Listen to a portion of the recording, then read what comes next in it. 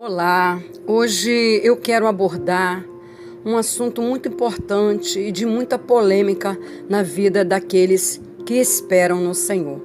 E eu tenho uma pergunta para deixar no ar para nossa meditação. Será que Deus realmente se envolve na nossa vida amorosa ou acontece por um acaso?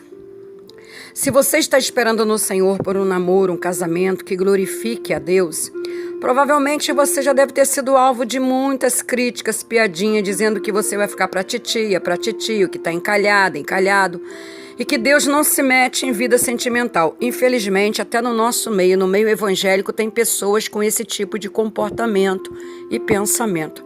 Só que, se você não tomar cuidado com o que tanto dizem a esse respeito, mais cedo ou mais tarde surgirão dúvidas em seu coração que vale a pena, se vai valer a pena ou não esperar no Senhor. Então, por isso, eu colhi alguns depoimentos de solteiras que me procuram, que desabafam, e por incrível que pareça, até eu mesmo já tiveram pessoas que chegaram para mim e disseram: eu não quero esperar tanto tempo como a senhora. Então, há uma coisa que eu aprendi no meu coração. Quando você convida Deus para aquela situação, você tem que ter paciência e quietude para esperar o agir o tempo de Deus. Então, eu separei algumas pessoas e quero falar um pouquinho sobre esse grupo de pessoas, como elas são, na verdade, por que te criticam e por que vivem com esse tipo de comportamento. Primeiro grupo de pessoas são pessoas que não seguem a palavra de Deus. A maioria das pessoas com quem convivemos hoje não caminha com Deus, portanto, é mais do que normal nós vermos predominar na sociedade uma cultura que valoriza o prazer imediato, o sexo fácil, sem compromisso, a ânsia de ficar com alguém a todo instante, o não pensar. Eu já o ouvi, acredite se quiser. Mulheres dentro da igreja que dizem para mim que não conseguem ficar sem um companheiro. Então essas pessoas, inclusive alguns de nossos amigos, familiares, pessoas de dentro da nossa igreja, são as que mais criticam e fazem piadinhas com os solteiros que estão esperando no Senhor. Respeite-a, ame-as, mas lembre-se de que elas não têm o Espírito Santo.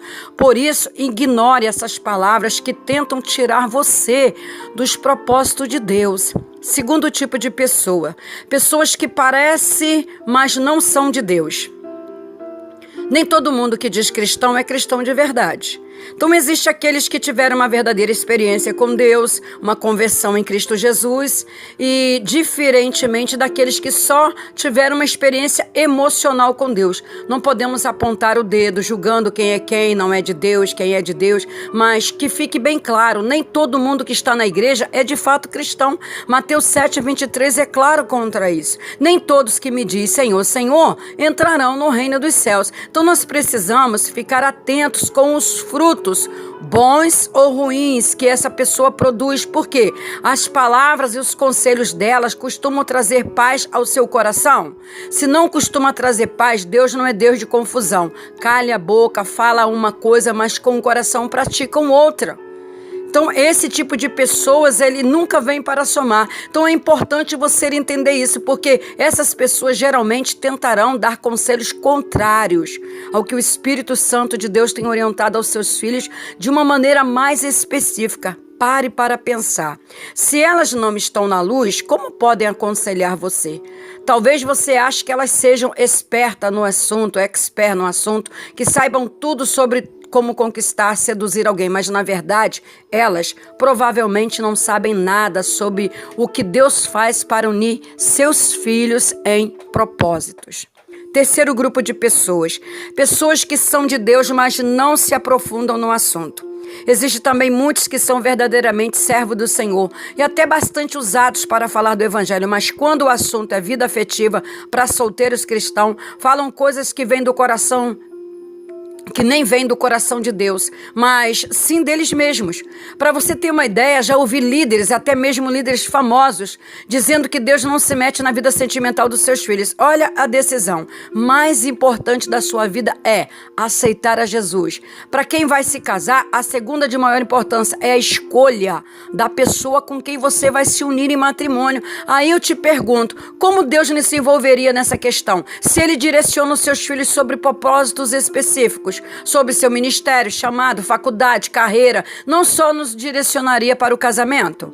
Então esses líderes costumam alegar que se você não sabe escolher é imaturo e que se o casamento não der certo, você vai culpar a Deus pelo fracasso e isentará suas respectivas responsabilidades como casal. Mas é óbvio, não se trata de imaturidade, o coração do homem é enganoso. Jeremias 19, 17, 9 fala sobre isso. Precisamos da orientação dele, de Deus, para esses assuntos tão importantes nas nossas vidas. Além do mais, quando Deus dá uma direção, não significa que também não tenhamos as nossas responsabilidades sobre ela. Temos sim, e muitas.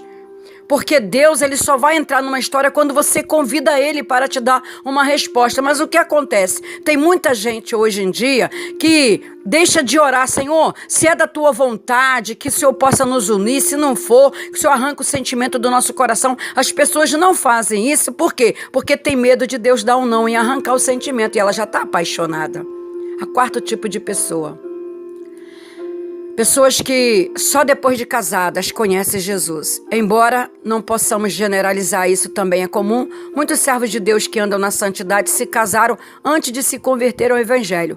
Sem dúvida, Deus faz tudo novo e transforma a união dessas pessoas num relacionamento de santidade e graça superabundante. Mas por não terem se aprofundado no Evangelho antes de se casarem, podem não ter buscado na época a direção de Deus sobre a sua própria vida. Consequentemente, alguns deles costumam adotar duas atitudes equivocadas. Não incentivam os solteiros a esperar em Deus por não terem vivido essa experiência, ou, pior, até estimulam os solteiros a buscarem pessoas fora da igreja e trazerem para dentro dela. Quinto, pessoas que tiveram experiências negativas. Muito parecido com o que falei anteriormente, né? Mas existe uma diferença. Pessoas que esperam em Deus, buscando fazer tudo em santidade quando solteiras, mas depois de casada, se separam por algum pecado, ou por dois, ou pelos que cometem. Então, só uma experiência nunca pode ser maior que uma verdade. Então, no princípio, a nossa caminhada requer vigilância dia e noite, justamente a respeito dos princípios de Deus. Não é porque alguém não vigiou que a instituição do casamento seja algo ultrapassado ou arriscado. Risco sempre será você não temer a Deus. Seja casado ou solteiro, Deus não muda, muito menos a sua palavra. O que muda são os argumentos do inferno, tentando destruir as coisas mais lindas que o Pai tem preparado para seus filhos. Por fim, quero deixar uma palavra de ânimo a todos que buscam a Deus um namoro santo e um casamento de acordo com os seus propósitos. A espera, ela é necessária, porque o namoro cristão envolve basicamente 3 coisas de grande valor: o seu coração, o coração da outra pessoa e os propósitos de Deus para a vida de cada um dos dois. Portanto, não se deixe influenciar por aqueles que não acreditam nessa orientação. Não fique irado com quem vive jogando piadinhas por causa de sua condição de solteiro. Alguns até perseguem você, pois não têm um conhecimento profundo do amor do Senhor. E, na verdade, também fazem isso porque, como estão sofrendo, tentam amenizar a própria dor. Certas pessoas próximas até o amam de verdade, mas não têm o conhecimento de Deus que você tem. Então, em ambos os casos, ore por eles e fique firme. E você está sendo agraciado por Deus pelo melhor dele em sua vida. Em vez de dar ouvidos ao que eles têm falado sobre você, medite o que Deus diz ao seu respeito. Jeremias 29, 11. Porque eu bem sei os pensamentos que tenho a vosso respeito, diz o Senhor. Pensamentos de paz e não de mal, para vos dar o fim que esperais. Filipenses 1, do 9 ao 11 também diz assim: e peço isto, que o vosso amor cresça mais e mais em ciência e em todo conhecimento, para que proveis as coisas excelentes, para que sejais sinceros e sem escândalo algum até ao dia de Cristo, cheios de frutos de justiça, que são por Jesus Cristo para a glória e louvor de Deus. E Romanos 12, 2 diz: e não sedes conformados com este mundo, mas sedes transformados pela renovação do vosso entendimento, para que experimentei qual seja a boa e agradável e perfeita vontade de Deus. E por último, quero deixar o Salmo 27, 14. Espera no Senhor, anima-te, e Ele fortalecerá o desejo do teu coração. Espera, pois, no Senhor. Até a próxima.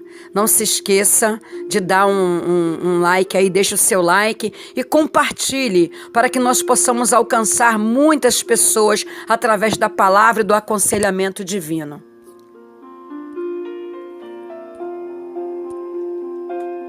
Olá, hoje